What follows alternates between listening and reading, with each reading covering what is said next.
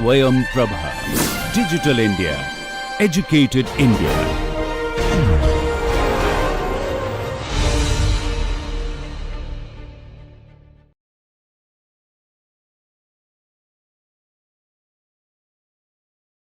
Okay, so welcome to the second lecture of Statistical Thermodynamics for Engineers. So in this particular lecture, we are going to cover the principles of probability and statistics. So let's look at it. Things will be probability and statistics. Okay, so let's take a situation given, say, NS mutually exclusive, equally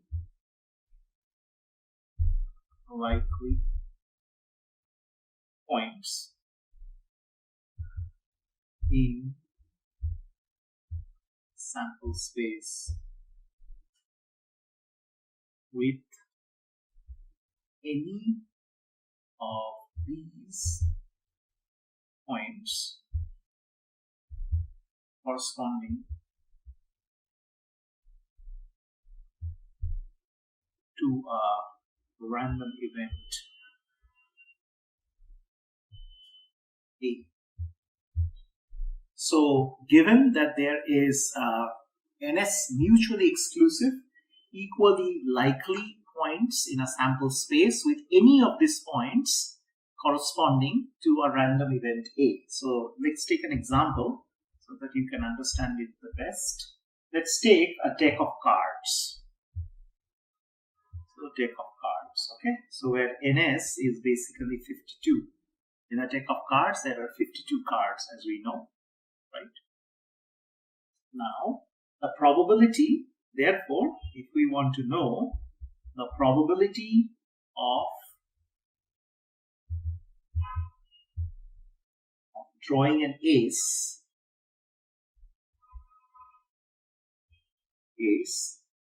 from a well-mixed card,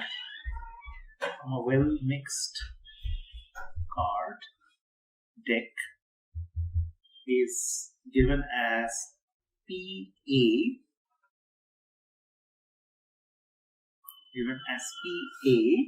where PA is equal to 4 by 52 or 1 by 13. So here A basically designates the random event,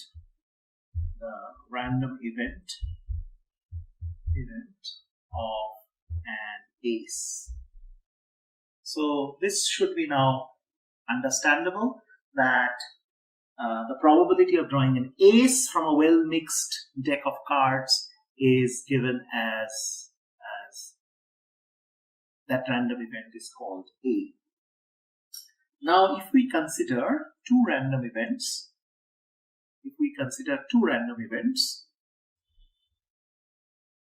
so now let us consider two random events,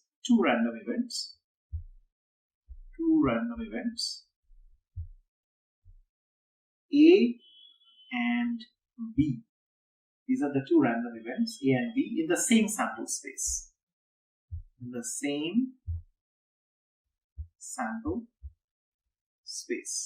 Right? Two random events in the same sample space. Okay, let's look at that. Now, if that is the case, then if A and B occur in the same sample space,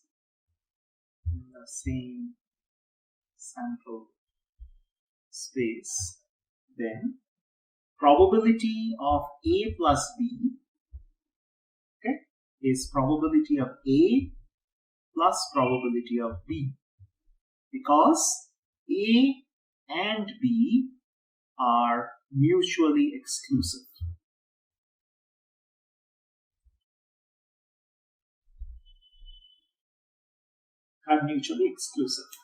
So physically this means this probability of A plus B means that A or B or both. This is what it means, right? So physically, this is what means, that A or B or both. Okay, so example, we can take an example right now. So say, this is an example. Okay, so let's say the probability of picking a king, say that K, or a queen, Q, okay, from a single deck of cards. Let's calculate this now. So this will be P, K plus Q, okay, is probability of getting a king plus the probability of getting a queen, which means it is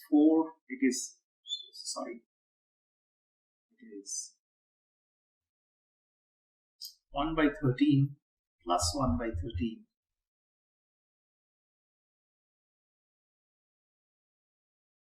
which is basically 2 by 13.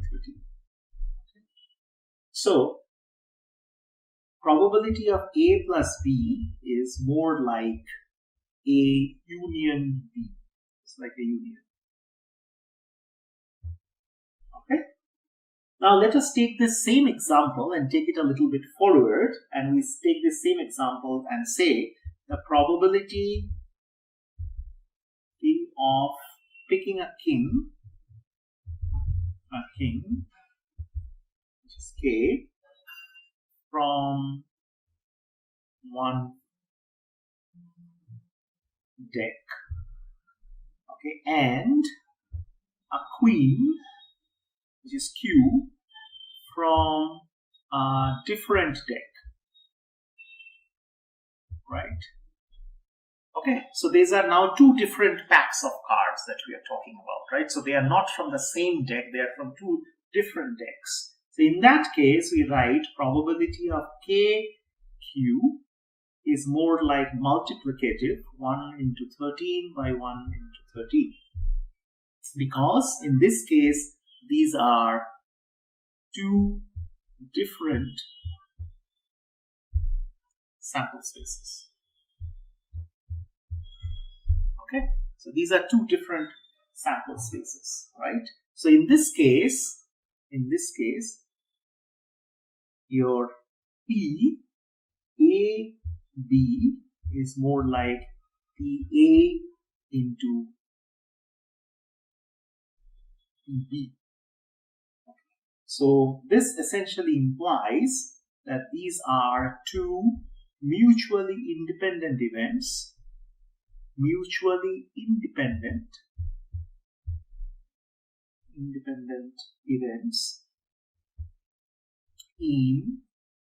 two different sample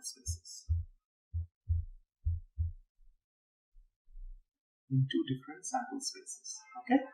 So when we talk about PA plus B plus C, it means PA plus PB plus PC. Okay. These are what we call mutually exclusive events. These are mutually exclusive in nature. Okay. And when we say P, A, B, C, these are PA, PB, and PC. These are mutually independent.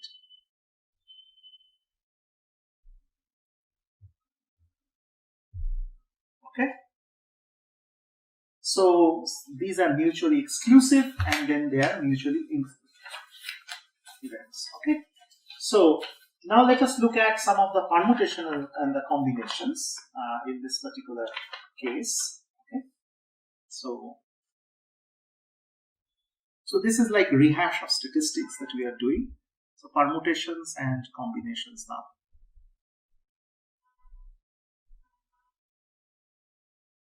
So let's look at those now.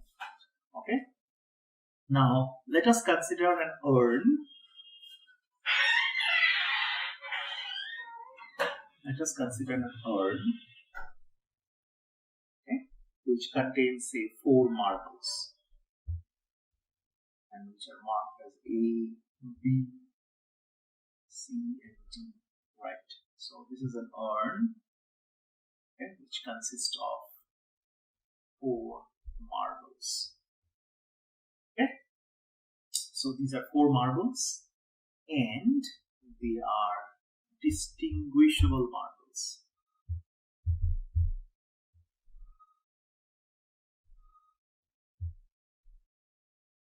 They are distinguishable marbles. So our aim is to randomly select marbles from the urn without replacement. So what is our aim?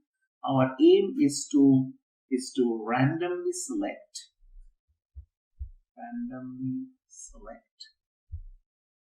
marbles from the urn without replacement. Okay. So naturally, when you do something like that, what you see that, okay, so the first marble, okay, obviously you can have 4 possibilities, right? 4 possibilities. Okay, so first marble, you have 4 possibilities. The second marble, once you pick it up, it has got 3 possibilities, because we are not replacing the marbles, and then the third one has 2, the fourth one has only 1. So these are what we call 4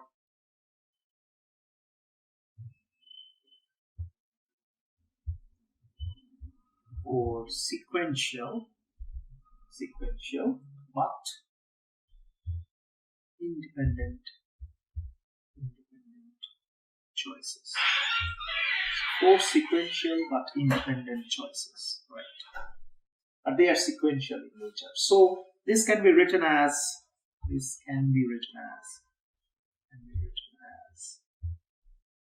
4. The first one can be drawn in the case of 4.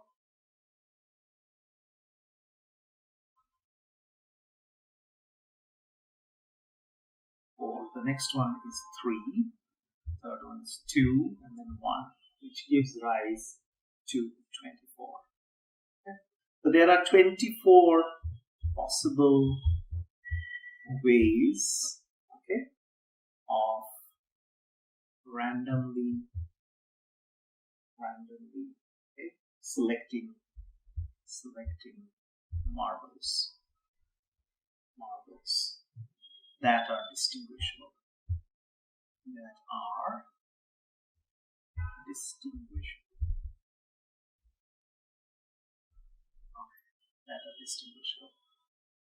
Now, if these marbles were indistinguishable, if these marbles are indistinguishable,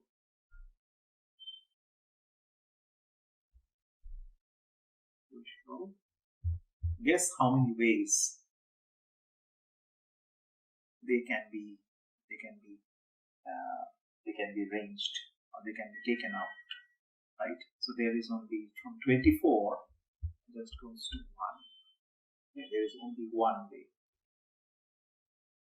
Okay, only one way, because these marbles are now indistinguishable in nature. So we generalize. Now what we can do is that we can generalize this. Okay?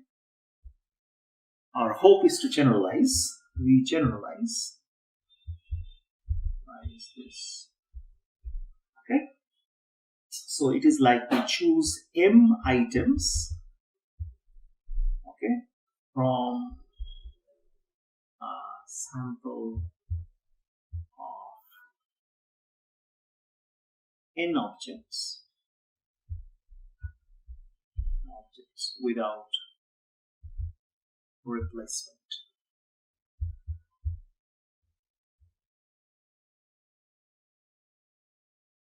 right? Without replacement. So permutations, if we write P as a permutation of n objects, m items taken out, right? So these are permutations. This is given as then n. First you take out n, and n minus 1, n minus m plus 1. Okay. Now this can be written in a formal way of n factorial divided by n minus m factorial, right? Whereas of course your m is less than n. So this is the criteria. Now if m is equal to n, right, then p n comma m becomes nothing but n factorial, which is exactly what we saw here to look at it. So this is basically 4 factorial because there are 4, right? So this is n factorial, okay? Where if you recall 0 factorial is 1, just to keep this in mind. So you can understand, so this is very simple. So instead of 4 objects, now we have n objects, and you are taking out m items of them. You can take all the n objects. In that case, m and n are the same. Now in comparison,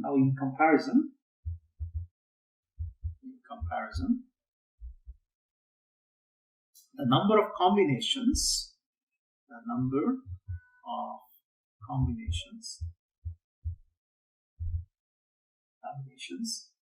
represents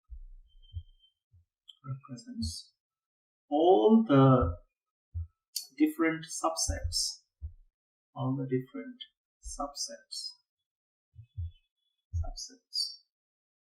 containing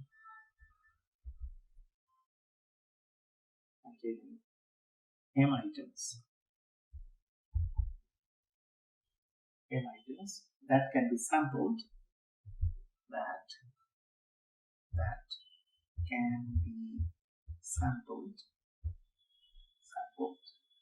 from n distinct objects.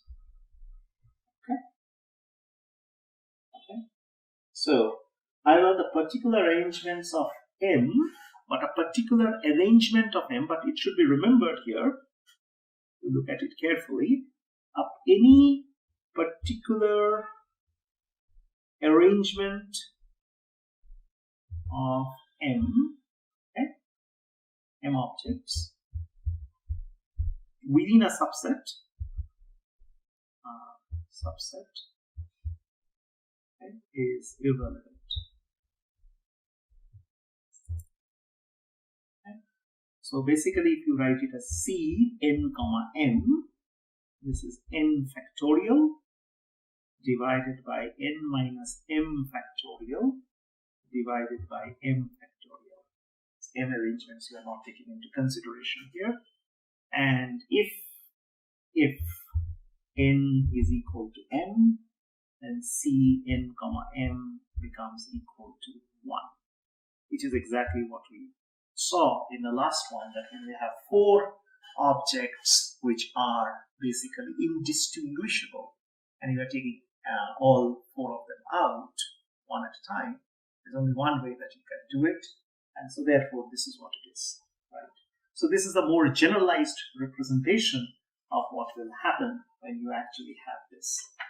Okay, so this brings to that you have now can see what a permutation and a combination actually kind of looks like. Okay, in this particular case. So now let's take a step back and let's look at some few other things, which is called the probability distributions now. So probability distributions.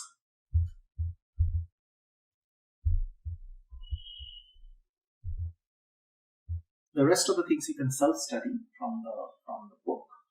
So probability distributions is like basically if you have this kind of a chart, say for example, let's look it. So this is like, for example, the test scores, right? So test scores in a particular exam. So this is 40, 50, 60, 70, 80, 90, and 100. Okay, so you have like this kind of thing.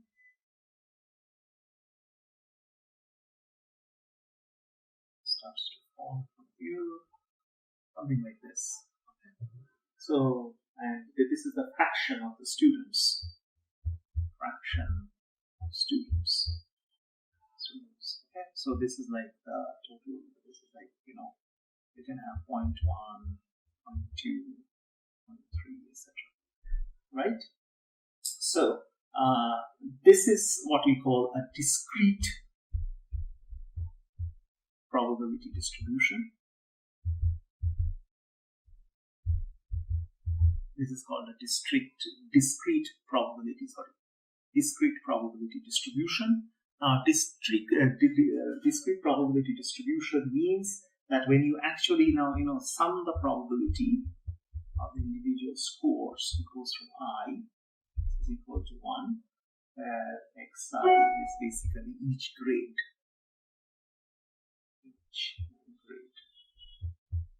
Right? So when you write x bar, which is basically nothing but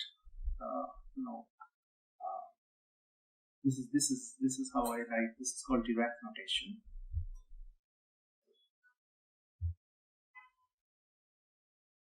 Dirac notation. So this is nothing but summation xi and pxi, which is basically each grade multiplied by its corresponding frequency, in this case the probability. Okay, so similarly you can get something what we call the variance, which is sigma square. Some of these are known to you, so it is like xi minus x bar square and then the average of that. Okay, so this can be also written as xi square bar minus x bar square, and a subset of that, which is called the standard deviation, essentially is x square. So this is basically now this entire thing, xi square bar minus x bar square, and then you take the whole root of that. Okay? So this is basically what we call the standard deviation, and that was the variance. Standard deviation, right? So if you have to consider the variance, okay, that is basically xi square bar. This is just the individual terms. So xi square into the corresponding pxi, which is nothing but the weightage. It's like if you have done, weighted. So each score has got a particular distribution. So this is exactly how you compute it. So this is the percentage. So in this case, that is the probability. Okay. So if you consider the case that now, if you consider a case in which a more realistic distribution,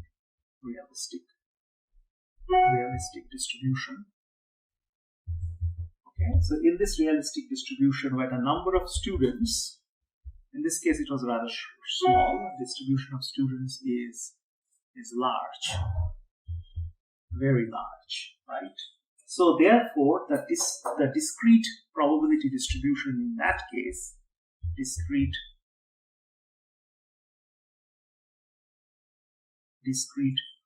probability distribution in that case approaches, okay, what we call a continuous one.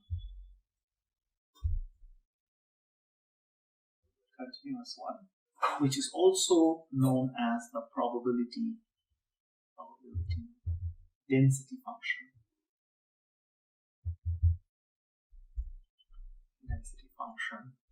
Fx. Okay.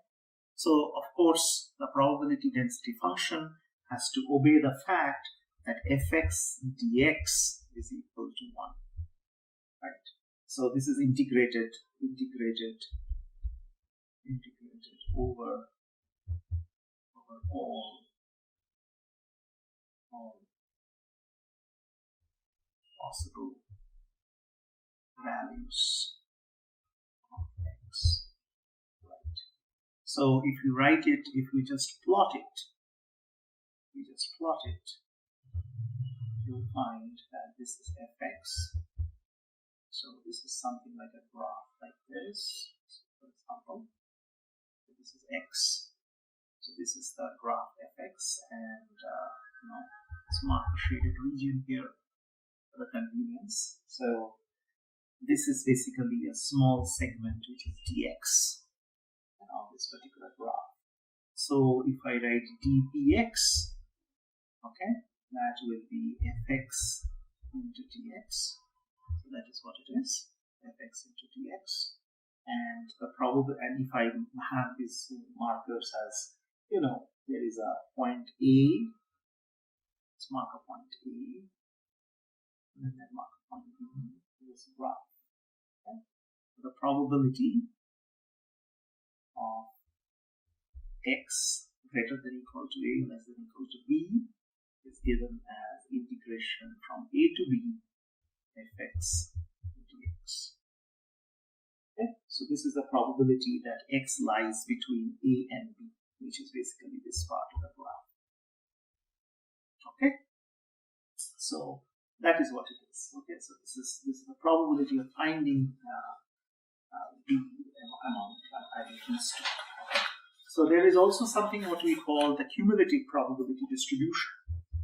The cumulative probability distribution.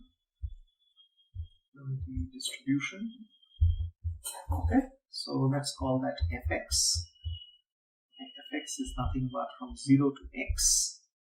You integrate it, this is the dummy variable. So and once you have p, a greater than equal to x less than equal to b, you can write it as fb minus fa. So that is the cumulative probability distribution. Now, there's a couple of things more to note. For any function of x, say hx, any function of x, average of hx is basically hx into fx dx. Okay, so this is like as we told earlier, it is a statistical weighing function